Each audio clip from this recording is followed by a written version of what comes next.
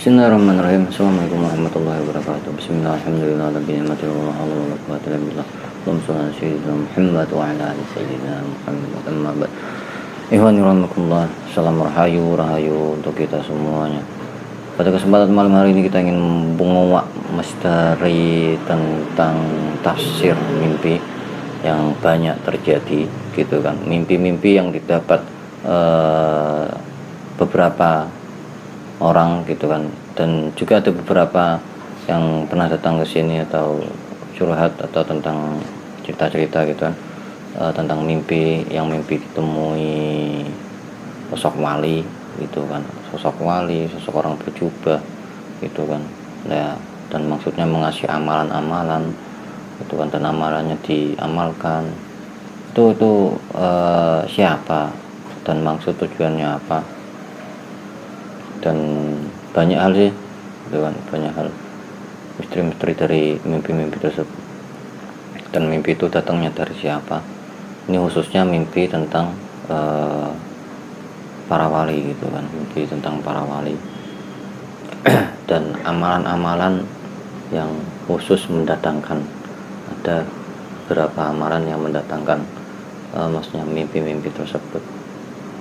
Ingin dikuatin.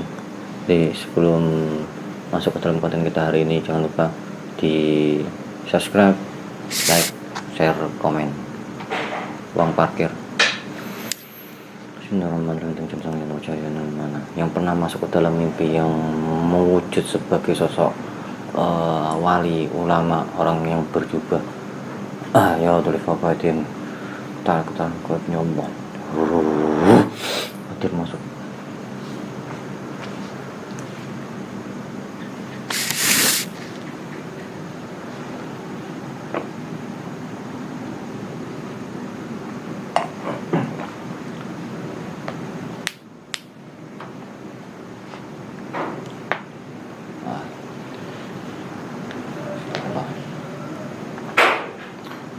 Secara kesemuanya.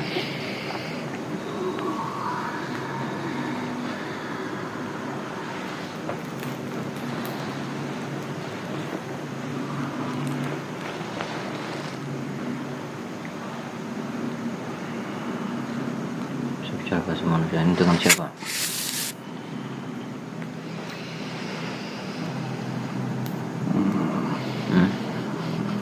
Dengan siapa?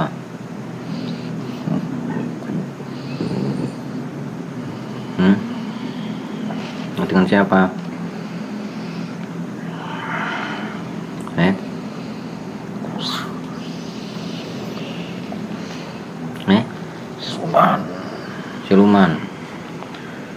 Siluman apa? Wujudmu apa?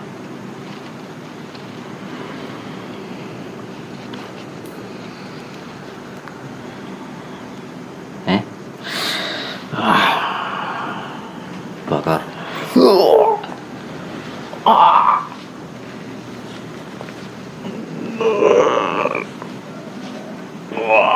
Padam apinya.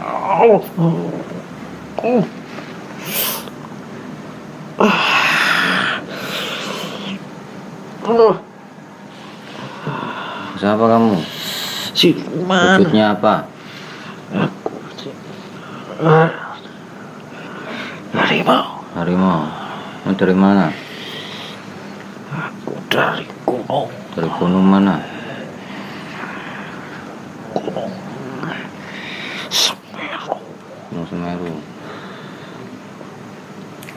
Saya memanggil tentang sosok yang sering masuk ke dalam mimpi dalam wujud ulama, para wali.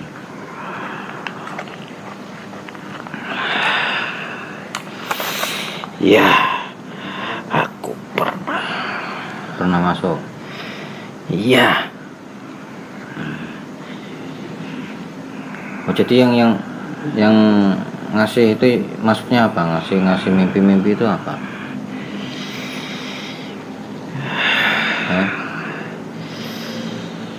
Biar orangnya kalau diberikan amalan mau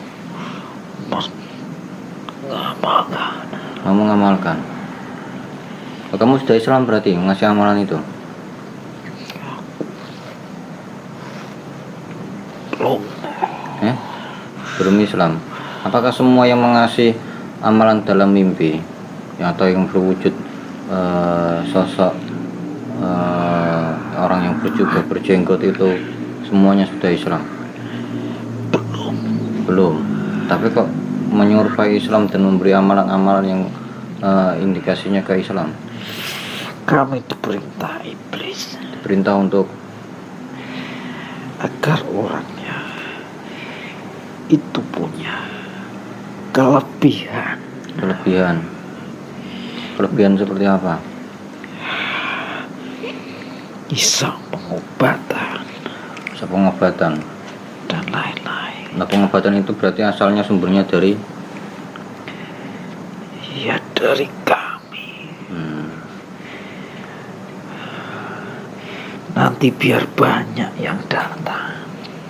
Loh, bacaannya sendiri itu kan bacaan Islami. Kenapa harus bacaan yang Islami? Sedangkan sampean sendiri belum Islam. Itu iblis. Iblis? Ya, Iblis apa? ya yang memberikan.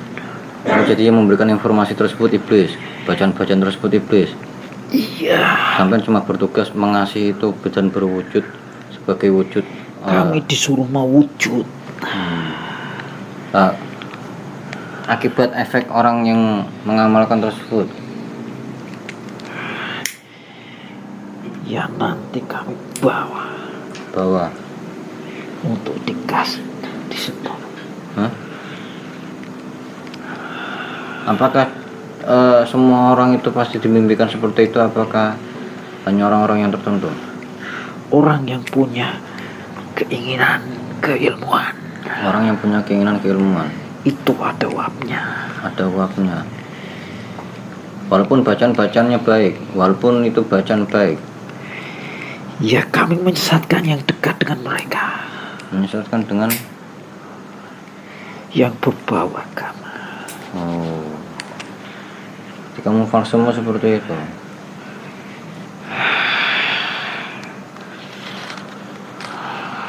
Dan langkah-langkahmu itu seperti apa? Itu kalau orangnya mau mengamalkan dan nanti punya kelebihan,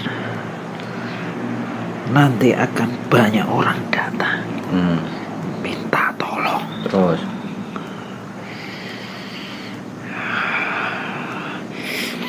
karena orang yang memberikan itu di jalur kami, nanti semakin banyak yang bisa kami ambil. dari ciri-ciri yang pakai kamu itu yang bagaimana? Yang niatnya itu tidak murni. Niatnya tidak murni. Nah, setiap orang itu kan membedakannya susah. Ya kami yang tahu. Nah ya, maksudnya ciri-ciri bagi orang awam ini untuk mengetahui bahwasanya berhubungan orang yang memakai ini lantaran salah satunya berhubungan dengan bangsa gaib seperti dari mimpi atau amalan-amalan yang dibaca karena ada maksud tertentu. Apapun yang dibaca itu niatnya bukan untuk ibadah, kami selewengkan. Jadi niatnya sudah lain. Niatnya sudah lain. Jadi bukan hanya dalam mimpi. Seseorang yang membaca apapun, kalau ada niatan keilmuan, kamu yang masuk, bangsa kamu yang masuk. Ya itu ada uapnya. Ada uapnya. Akan menarik bangsa kami. Jadi semua bacaan itu. Ya tergantung niatnya. Nah, ciri-ciri orang tersebut itu bagaimana? Maksudnya niat itu kan cuma dalam hati, dalam batin. Bagaimana kita sebagai orang awam ini melihat orang tersebut ini berkolaborasi dengan keilmuanmu, berkolaborasi dengan kamu, yang bergantung dengan keilmuan bangsa kamu. Semua ayat-ayat yang dibaca, kalau ada keinginan difungsikan bukan untuk ibadah, itu akan mengundang bangsa kami masuk. Jadi kami yang bekerja. Jadi dalam semua pengobatan yang bekerja kamu juga? Iya. Nah iya, maksudnya yang ingin saya tahu ciri-cirinya yang bagaimana orang yang keilmuannya itu dari kamu, sumbernya dari kamu.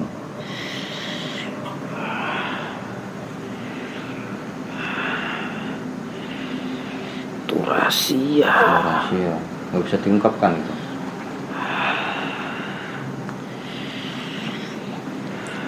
Jadi menurut karena ini terlalu dalam, pertanyaan saya tadi terlalu dalam gitu kan, jadi ya mungkin nanti bisa jadi fitnah dan yang lain-lainnya.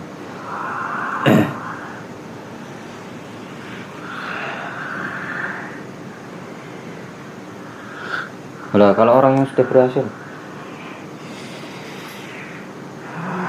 mengamalkan tersebut, itu jangka waktunya berapa lama? Berbeda-beda. Tapi kebanyakan kalau nanti sudah umur tertentu,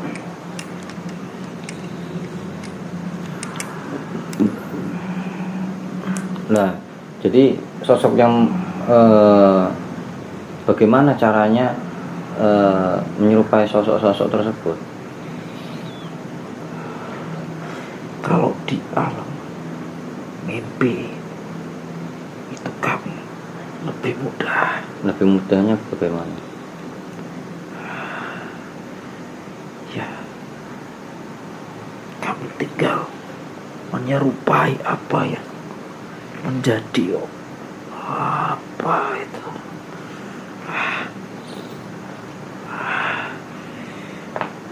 Aduh, boleh ngomong.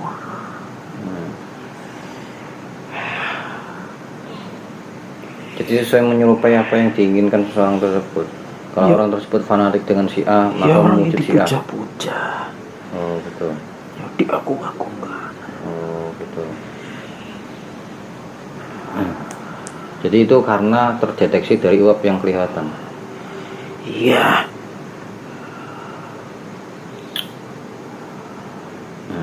Nah selain itu misalnya mimpi-mimpi tentang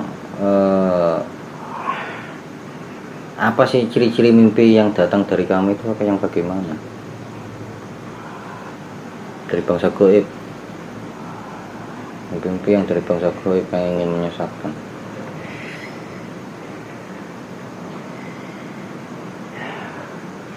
Ya tadi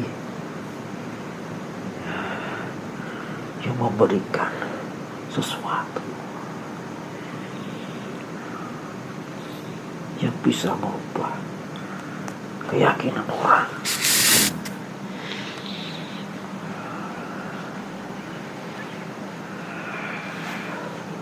Oh belum Islam ya? Belum. Mau Islam enggak? Jabatanku udah tinggi. Nah, jabatanmu sebagai apa? Aku diberi pangkat. Pangkat? Setiap berhasil menyesatkan orang. Pangkatnya apa? Udah ada tambahan tanduk. Tanduk sebagaimana iblis. Ya. Jadi itu hal yang dibanggakan. Itu pangkat yang tinggi di bangsa siluman. Semakin kuat. Nah, jika seseorang itu bisa menafsirkan mimpi, itu apa ada bisikan dari bangsa kamu? Iya, itu dari dulu. Sedikit-sedikit kamu masukkan,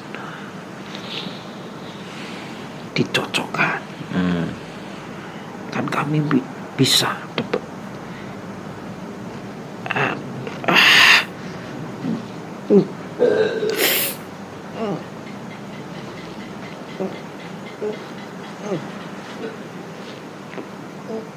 Ini terkunci wan rahmatullah, ada usaha iblis yang menutupinya. Sudah, kita tutup aja mungkin sekian. Karena ini saya keluarkan karena iblisnya sudah berbondong-bondong datang. Iblisnya semua tayal dari profiling. Semua yang dalam jasadnya sekarang terbuang semuanya keluar dari jasad.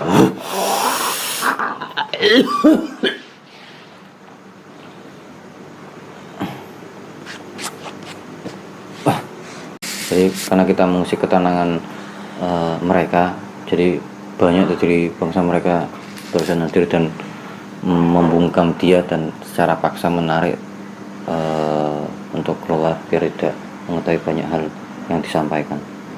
Semoga ada manfaat yang bisa kita ambil ya dari konten kita hari ini. Jadi dalam beribadah ubudiyah dimurnikan lagi niatnya. Kita niat baca Quran, misalnya membaca Quran itu karena perintah Allah untuk membaca Quran. Kita berwirid, berzikir itu ya karena perintah Allah untuk kita berzikir, bukan karena maksud tertentu, tujuan-tujuan tertentu. Berdoa boleh, tapi jangan dijadikan sandaran doa tersebut. Kita berdoa menempatkan diri kita berdoa, gitu kan, bukan menempatkan diri kita sebagai seseorang yang ingin hajatnya dikabulkan. Karena perintah Allah itu hanya berdoa. Dalam ijabahnya hanya Allah yang tahu. Dalam ijabahnya kita pasrahkan kepada Allah. Kita hanya diperintah untuk berdoa. Jadi tanamkan doa itu untuk membentuk menjalankan perintah Allah. Itu kan takwa kita. Jadi bukan karena hajat yang diinginkan, ingin dikabulkan. Berusaha ridho dengan ketentuan Allah. Berusaha ridho dengan ketentuan Allah. Berusaha ridho dengan ketentuan Allah. Oke, ini saya. Assalamualaikum warahmatullahi wabarakatuh.